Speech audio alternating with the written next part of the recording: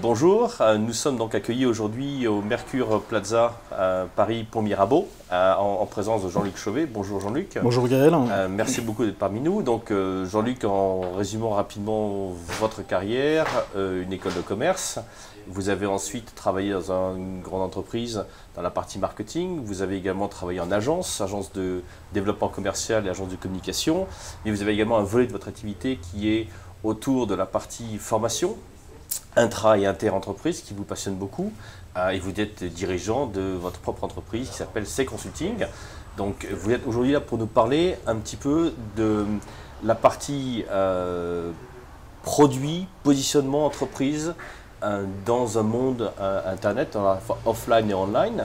Et j'aimerais donc vous parler un petit peu de comment une entreprise peut arriver à définir un positionnement qui va lui permettre d'être différente d'une entreprise différente. Alors, Gaël, ça c'est un des gros soucis des entreprises. Il faut savoir que le tissu économique français est composé de 5 496 000 entreprises sirétisées, avec un numéro de sirette. Plus de 90% de ces sociétés ont moins de 10 salariés. Donc le tissu économique français est constitué de toutes petites entités. À l'heure actuelle, les services, les produits sont standardisés. Donc la différence va se faire sur des éléments discriminants. Il faut absolument, pour ces chefs d'entreprise, ces dirigeants, trouver les compétences distinctives, les avantages concurrentiels, les éléments discriminants, ce que j'appelle moi, lorsque je fais de la formation ou lorsque je suis en école, quel est ton TDA? Qu'est-ce que tu as de totalement différent des autres? D'accord? On va essayer de savoir par rapport à la concurrence, par rapport à ses confrères, qu'est-ce qu'on fait que les autres ne font pas, qu'est-ce qu'on fait de mieux que les autres. Ça, c'est un point majeur pour la définition du positionnement d'une entreprise. D'accord. Donc le TDA, c'est par rapport en fait à l'entreprise ou à ses produits et services et vis-à-vis de la compétition, mais également du client. Donc il faut que le client comprenne Il faut qu'il ait un positionnement dans l'esprit. Ce n'est pas nécessairement d'être leader. Il faut qu'il y ait des éléments discriminants qui fassent que le client va être enclin à aller vers cette entreprise. D'accord ? Beaucoup de sociétés, par exemple, dans le domaine du transport, disent bah, « écoutez, je fais du transport ». Ok. Par contre, d'autres vont communiquer sur le fait qu'elles livrent en 48 heures, qu'elles livrent en 24 heures, qu'elles sont capables d'aller sur des plateformes à partir de 2 heures du matin. Là, on est sur des éléments discriminants, on est sur des réelles valeurs ajoutées qui vont faire la différence par rapport à la concurrence. D'accord. Donc une fois qu'on a défini son TDA, qu'on a une vision claire de qui on est, comment nous nous positionnons par rapport à la compétition, qu'est-ce qui se passe après? Quelle est l'étape suivante? Alors, on doit communiquer. Un des soucis que rencontrent les chefs d'entreprise, c'est qu'ils font une action, ce qu'on appelle grossièrement un one-shot, d'accord? Mais il n'y a pas nécessairement de réflexion au niveau du plan de campagne. Qu'est-ce que j'ai fait avant cette action? Qu'est-ce que je ferai après cette action? Et un plan méthodologique, c'est-à-dire je fais une action, par exemple, je fais une plaquette commerciale. Quels sont les objectifs marketing assignés à cette plaquette? Est-ce que ce sont des objectifs de fidélisation, de prospection, de réactivation? Est-ce que ce sont des objectifs, et quels sont les objectifs quantitatifs, qualitatifs? Quelles sont les cibles? Quels sont les résultats assignés? Quel est le type de message à véhiculer? Quel est le budget? Quel est le rétro-planning? Vraiment travailler chacune des actions avec méthodologie en l'insérant dans un plan de campagne. D'accord, donc on a le TDA, on a les plaquettes qui vont bien, avec des résultats qui vont être mesurés. Étape suivante? Alors étape suivante, encore un des travers que peuvent rencontrer les chefs d'entreprise, non pas par prétention, mais elles ont tendance à ne parler que d'elles. D'accord ? Bien souvent, lorsqu'on regarde des plaquettes commerciales, des sites internet, on voit nos produits, nos équipes, nos savoir-faire, nos services, etc. Et à ce moment-là, l'internaute, le lecteur, ou même lorsqu'on est en face à face, va se dire « mais c'est à quel moment que tu vas parler de moi ?» D'accord ? Quand est-ce que tu vas m'envoyer des bisous ? D'accord ? Donc pour être vraiment dans une logique de présentation marketing cohérente, il faut, ce qu'on appelle, nous dans notre jargon, mettre en place le you copy. C'est-à-dire qu'à travers un message, pour le rendre efficace, il faut qu'il y ait à peu près entre 60 et 70% de vous, vos, et 30 à 40% de nous, nos, je. Voilà. Réinverser la tendance, d'accord ? Parler avant tout à l'internaute, au client, à la personne qu'on a en face à face. D'accord. Donc on a maintenant le bon message, on a le bon positionnement en termes de produit, on est capable de discuter directement. Quelle est l'étape suivante après? Alors l'étape suivante, qui est liée directement avec l'étape précédente, lorsqu'on travaille une problématique, par exemple produit, on a tendance à la travailler suivant le modèle CAP ou CAB, c'est-à-dire caractéristiques du produit, avantages du produit, preuves ou bénéfices. D'accord ? Prenons un exemple. Un vendeur d'automobile va dire à un de ses clients écoutez, ce moteur fait 500 chevaux, d'accord, caractéristiques. L'avantage, c'est qu'il a des reprises effarantes, d'accord. Troisième élément, les bénéfices, c'est-à-dire que vous pouvez dépasser en toute sécurité, d'accord.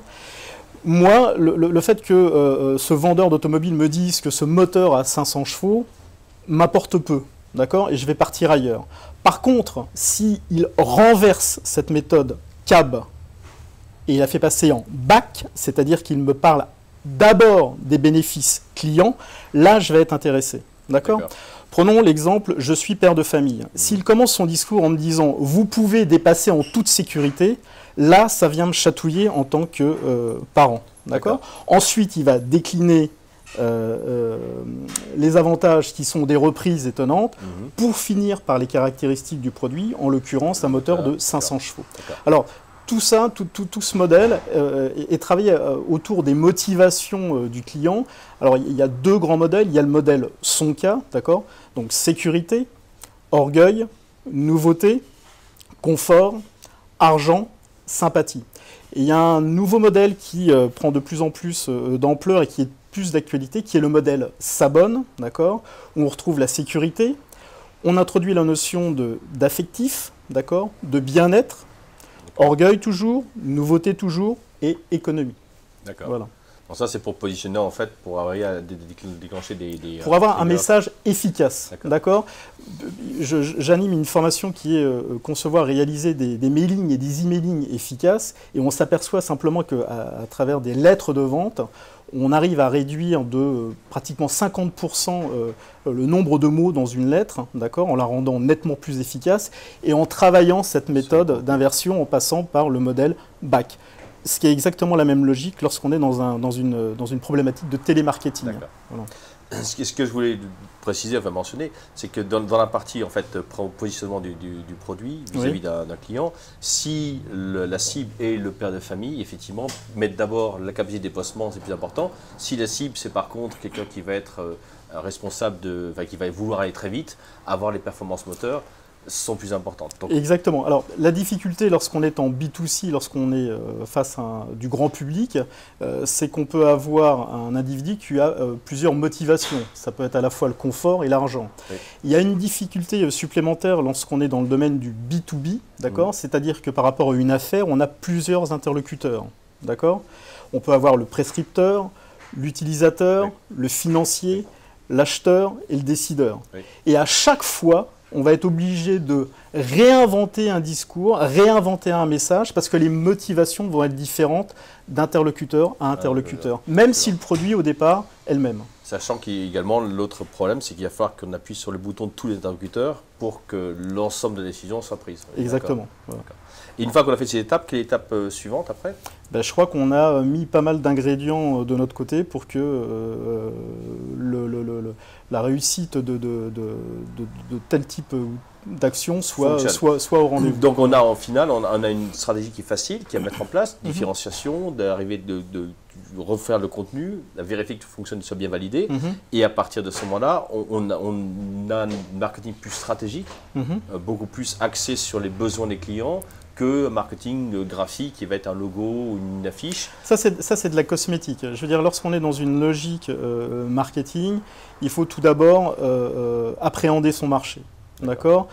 Connaître son marché, connaître sa concurrence, connaître les menaces et opportunités au niveau du marché et connaître les forces et faiblesses de sa propre entreprise. D'accord ? Deuxièmement, une fois qu'on a appréhendé ce marché, il va falloir réaliser une segmentation. D'accord ? On ne peut pas aller taper dans tout le marché. D'accord ? Donc on va segmenter ce marché. Une fois qu'on a réalisé cette segmentation, on va avoir par exemple une dizaine de segments, on va choisir une ou des cibles par rapport à ces segments. Et une fois qu'on aura choisi ces cibles, on va pouvoir définir un positionnement. Et après, on rentre dans la logique du marketing mix avec les 4P, produits, prix, publicité et puis distribution. Enfin, voilà. Jean-Luc, merci beaucoup. Merci à vous, Gaël. Pas de rien. À bientôt.